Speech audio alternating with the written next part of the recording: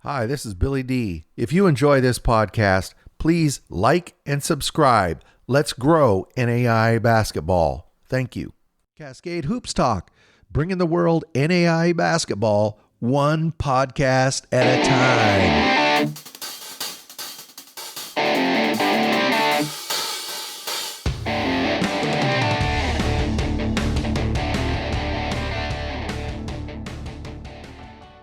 Cascade Hoops Talk, Billy D. Hey, today we have Coach Mark Berokoff. He's a head men's basketball coach, Oklahoma City University. They are the Stars.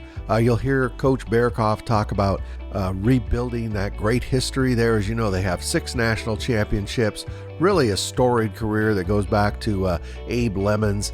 They play in beautiful Abe Lemons Arena, 3,500-foot arena. You'll see some pictures of it if you watch the video of this podcast. But I think Coach Berokoff is doing something pretty smart. He's re-energizing the alumni. There was a little bit of a split at the school when it went from NC2A to NAI. A lot of you have been involved in schools when they go one direction versus another, and there's a split within the boosters and the alumni. I think he's more of a consensus builder, and he's trying to bring that back and bring back the greatness of Oklahoma City University basketball. In that vein, he is bringing back the Abe Lemons Classic, and they have several great teams coming there to Oklahoma City for that this season. If you're anywhere in that Oklahoma City area, get out and check out the great basketball in the Abe Lemons Classic. Coach Berokoff's a great guy. One side note, literally before we started the interview, I said, Coach, tell me how you pronounce your name one more time. He did, and then you'll hear me at the start of this interview. Anyway, I'll shut up. Let's listen to Coach Mark Berokoff, Oklahoma City University Stars basketball. Cascade Hoops Talk, Billy D. Hey, I got Coach Mark Berokoff. I hope I pronounce it right. Berokoff. You know, it's okay. I've heard it worse before. It's Berokoff, but that's okay. Berokoff. Oh my gosh. He just told me, folks. I mean, he just told me. Berokoff. I apologize to Coach. I apologize to Oklahoma City fans. I should have been able to pronounce his name. Welcome, Coach. Thanks for being on the show. Man, thanks for having me. This is awesome, man. You do such a great job. I'm honored to be on this. Yeah, I'm really good at pronouncing names. That's my strength. Love it. Hey, Coach, you know, I definitely want to talk about your team, but you have really an interesting background. Well, first off, you went to high school with Jeff Rutter. Is that true? Jeff Rutter and I are high school teammates. I was a senior, he was a junior, but we played for a long time together. And Jeff always says I would never pass him the ball, but I see it otherwise. But Jeff and I went to high school together. We've been long time friends. And like I tweeted out the other day, I'm just super excited for him and his success. And he's such a great guy. And when you're high school teammates, you know, there's that good bond that you have. So. Yeah, he's had an unbelievable career. So the question I have, you know, he's very solemn on the bench, as you know. Is that the way he was when he was 17 years old? You know, he his personality hasn't changed much. Oh, really? He's still a quiet guy, but he was very, very competitive. You see that every now and then when he's coaching, but he was like that as a player. He was such a high character guy as a teammate, and he's carried that into his coaching. Yeah, so, definitely. I'm excited for him. So you started out coaching, I'm assuming in the LA area. Aren't you from the LA area?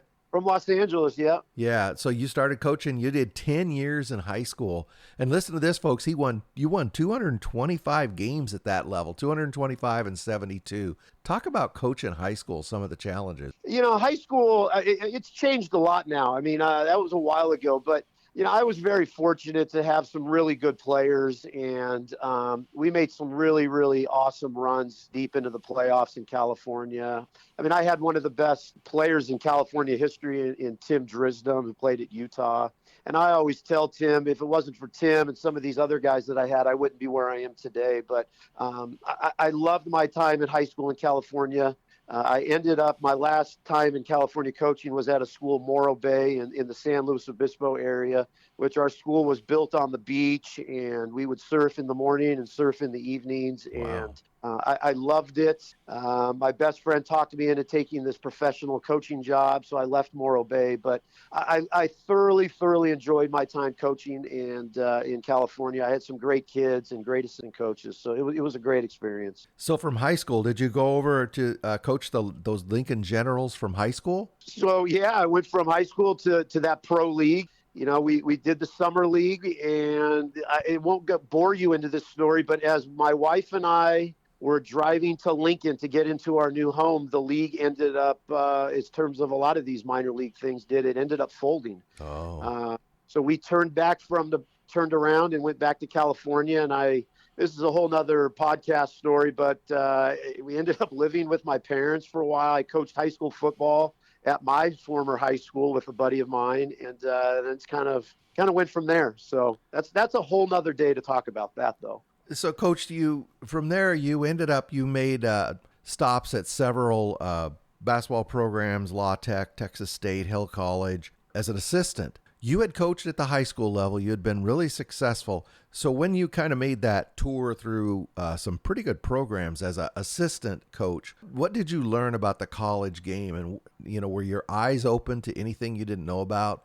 I always tell everybody always wants to know how my experience was at the D1 level. And I always say this, the Division I game is amazing for those 40 minutes when the ball is tipped and you're in. The game is great. The travel is awesome. The hotels, the eating places, all that stuff is really cool. My experience with that is I started to learn that I really like hanging around my family and being at home. Mm-hmm. And with my wife and my daughter. I just happened to be in some situations where it was the people that I worked for were great people, but they were very demanding and needed to be in the office at all times. And it was a 7-day-a-week job. Yep. And if that was anything, that's what my eyes were opened up to.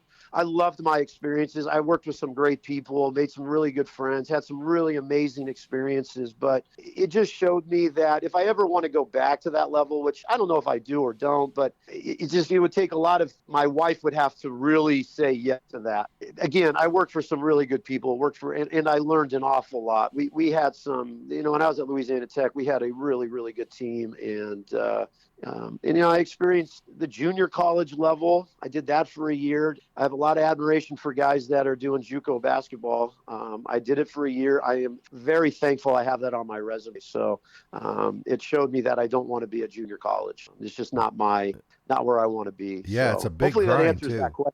You're constantly recruiting, right? You get a guy and you're going to have no more than 2 years. I mean, it's just a rotating, revolving door. Yeah, and I did 35 scouts by myself, and that's tough to do. And when I felt like all I was doing was recruiting, basketball, and then on to the next game. So that's why I say I have a lot of admiration for guys that coach junior college basketball. I think it's a great level. I think there's some great players there. It's just, as a coach, you always make these decisions, and I just know for me, that's just not the level I wanted to be at.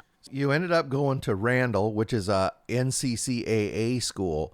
You had huge success there. You got into the national championship game 4 times. You won it 3 times. And any coach listening, everybody knows how, I don't care what level you're at, getting to that championship game is just so hard. Just talk about 9 years you were at Randall. It was, I had to come in and rebuild a program.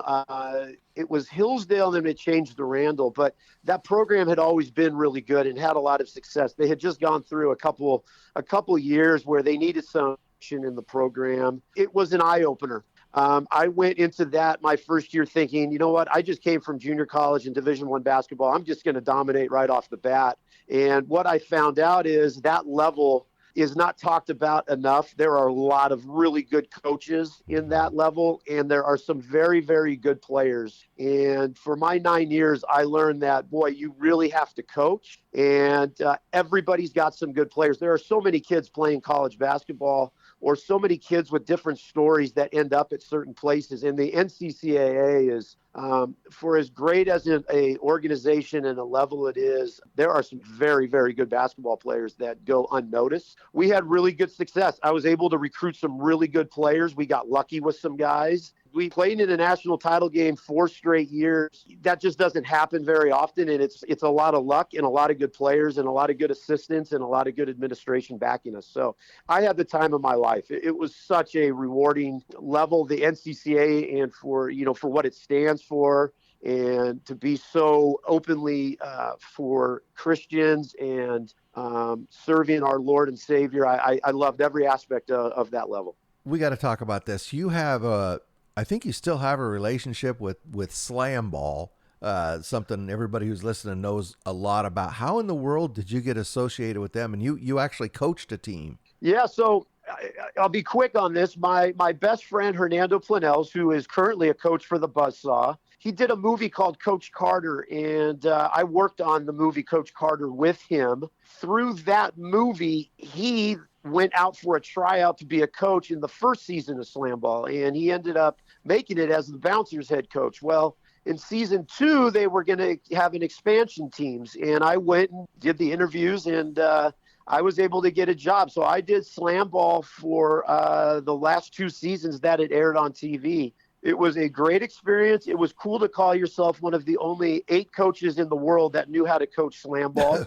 And then all of a sudden, we went through this 20 years or whatever it was of Slam Ball not being back. And here Slam Ball was on ESPN this year. Yep. And it was awesome to see. I actually got a call from Slam Ball asking about my interest in Slam Ball and wanting to do it. And I just knew, with the team that I have coming in, a young team, I knew that it would probably be better to stick around here and not go do it. But I stayed heavily involved with it. I did a lot of podcasts. I did a lot of inside information, helping scout for one of the teams. And, Slam Ball is great. It's great to see it back, and the success and the popularity. So I'm pumped to have it back. So, Coach, last season, you're going into your 3rd season at Oklahoma City. Is that correct? Yep. Yeah. This will be year 3, correct. So last season, you defended pretty well, but you didn't shoot that well.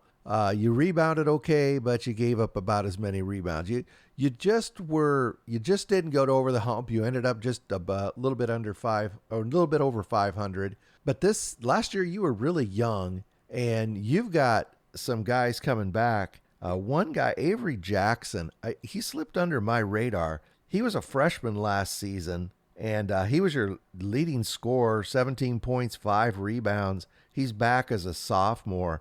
Talk about Avery Jackson's game. So Avery is our shooting guard.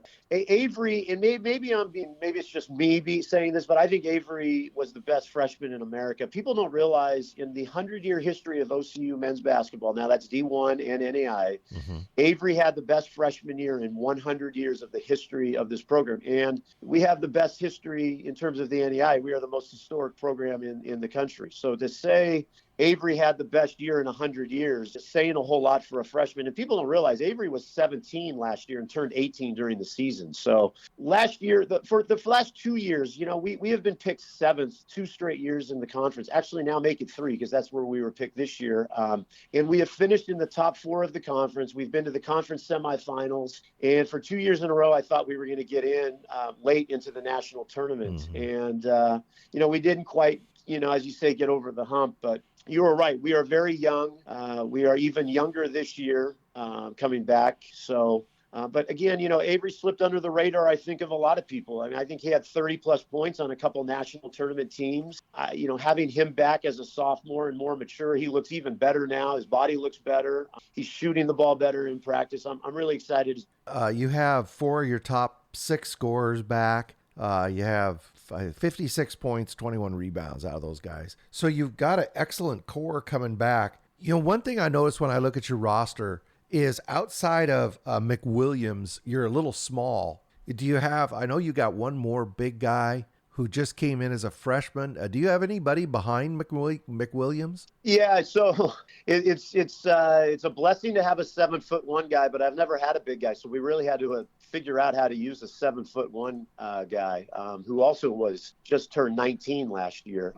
Yes, we brought in Clayton Jewell out of Australia, who's about 6'8". Caden Stewart's another 6'7" kid out of Houston that we brought in. Parker Jones is 6'6", 6'7". So we have some depth behind Jack, but, in terms of having like another 6'9", 6'10" kid, we do not have that. But I do like our depth behind Jack, what we have. Jack got in some foul trouble last year. We went small when he went out of the lineup, but we do have 2 or 3 guys now that we could put in that position to help that, I think, give us another dimension, that are really good rebounders and run the floor well. So we do have some depth this year. Like you said, though, you're still a little bit young. Brandon Jackson is a senior. He had a great year last year, 14-7. You have another senior, Bonifay, but he didn't play too much last season.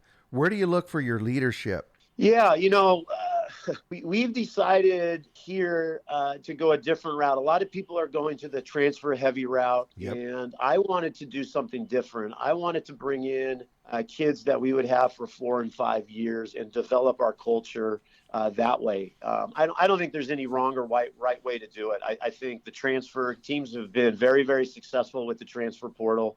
I just figured let's take advantage of the teams using the transfer portal and let's go find those high school freshmen or the high school seniors that are being overlooked. So with leadership, Brandon Jackson definitely, who is our senior, is definitely stepped up the leadership role. Parker Jones has really stepped up. Nick Bonifay actually will have another year because, believe it or not, he still has a COVID year to use, which is crazy to me that we still are dealing with the COVID stuff. But Brandon is our one senior, and he has really stepped up his leadership role. Parker was a leader last year. So we have 2 guys. Avery's a leader, but he's a quiet leader. Jack he's only just 19 years old. Yeah, so he's still trying to figure out where he fits in with that. But, Brandon's going to be a captain. He's our senior.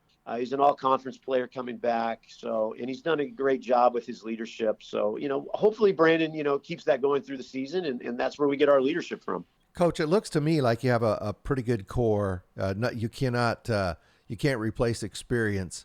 Talk about, the Sooner Athletic. Oh man, that conference is loaded this season. Yeah, the Sooner is really, really good. And it's been good for the last 3 years. I think as the new guy coming in, the Sooner Athletic has had major, major success in the national tournament. We still have 2 teams in our league that have won national championships in MacU and Texas Wesleyan. I think it has surprised me since the way the new tournament ratings have gone that the Sooner has gone from maybe as the most powerful conference and has had major, major success to now being one of the weaker conferences. And I think that is the farthest from the truth. And this year might be the strongest. Langston is absolutely loaded. Chris does a phenomenal job there. Wayland Baptist brought in a ton of great dudes. Yep. Clint does a great job there. USAO always does a good job. MacU always does a good job. Brennan at Texas Wesleyan does a good job. John Brown, UNT Dallas. You can go down the list of teams. Sagu, Dalton's always making a late run in the national tournament. Yep. And I think these teams that I just mentioned are even better this year. And then you've got Oklahoma City. We returned 56 points, but we are now 18, 19-year-old guys going against some of these guys are going to be grown men. But that's fine. I like the challenge, but you are right. The Sooner Athletic is going to be very, very, very good. And I think whatever teams get into the national tournament, you're not going to want to face a Sooner Athletic team. It's the conference this year is as good as I've seen it in a long, long time. You hinted at it a minute ago, talking about the history of Oklahoma City University basketball. Everybody knows Abe Lemons. He won a lot of basketball games there. You're bringing back the Abe Lemons Classic this season to kick things off. Talk about that. Yeah, so there's a lot of things that go into that. One, we have revitalized our alumni, our base. We have a unique alumni where we have years of guys that played Division I basketball. We were a very good Division I program for a long time. We have 12 NBA players. And then we have, starting in like 85, 86, we went NEIA and we've won 6 national championships. And with all of that being said, there sits Abe Lemons, who, won 500 games. His name is on a beautiful arena, he's Abe Lemons Arena. And I just started looking back through some of the history, and we used to have a tournament 25, 26 years ago. I think Win Case was the last one that ran it. And I thought, we have so much history here. Let's bring bring that tournament back. And, I think it's an honor to Abe. His daughter, Jan, still comes around and talks. And I talked to Jan quite a bit, and she gave us, her blessing to use it. And we've got a really good classic. We have a really good team that have decided to come. And I'm super excited for it. Anytime you get on Abe Lemon's court, 3 days worth of NAIA basketball and showcase how good the NAIA level is. I'm super excited about it. And I hope it's something that we can continue to do every year and teams get excited about wanting to come play. Fans, you need to listen to this. Florida College is going to be there, the Masters, Wayland Baptist, Missouri Baptist, Northern New Mexico, Our Lady of the Lake. It's going to be some amazing basketball. If you're anywhere near Oklahoma City, you need to get over to Oklahoma City University and watch this tournament. Yeah, you're going to have some nationally ranked teams. You've got tournament teams that are bringing back a lot of really good players. I don't know how good. Great that we open up with the Masters. We did that last year. Yeah, but that's a powerful program, aren't they? Yeah, and I think they're going to be even better. And we played them pretty close last year. Came down to the wire in that game, but I'm excited. Regardless of that, it's exciting to get people on our camp. We have a beautiful campus. Our arena is a Division I arena. We just put a ton of money and redid our locker room. We put a lot of money into that, honoring the history of our program in there. So we're excited. I cannot believe it's less than 2 weeks away. That kind of makes my stomach turn a little bit knowing that we're ready to start this thing up. But I think the name of Abe Lemons and the history of the NEI, history of Oklahoma City University, I think is a great draw for teams to want to come play here. And I hope it continues, that we can keep drawing really good teams in.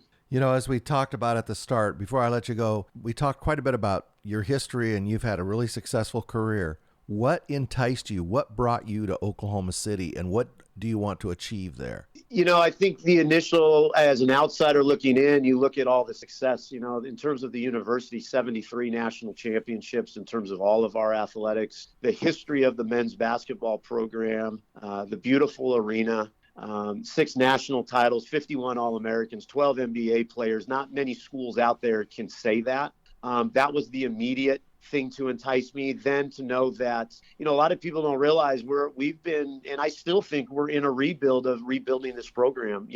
There's all different type of rebuilds are tough. To rebuild a historic program where there's a lot of expectations and a lot of winning that has come along with that. I think my staff of Garrett White and Eli Burke, John Roby have done a great job in terms of our recruiting. We've had to do it a little bit differently. We chose to go after young high school kids and mixed in with a transfer.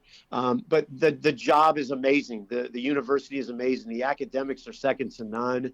We have a beautiful, beautiful campus. We have great people to work with. I think all those things tied in. Yes, we are still rebuilding in year 3, and I still think we're going to be rebuilding, but our culture has changed. We've gotten our alumni, the incredible alumni base back interested.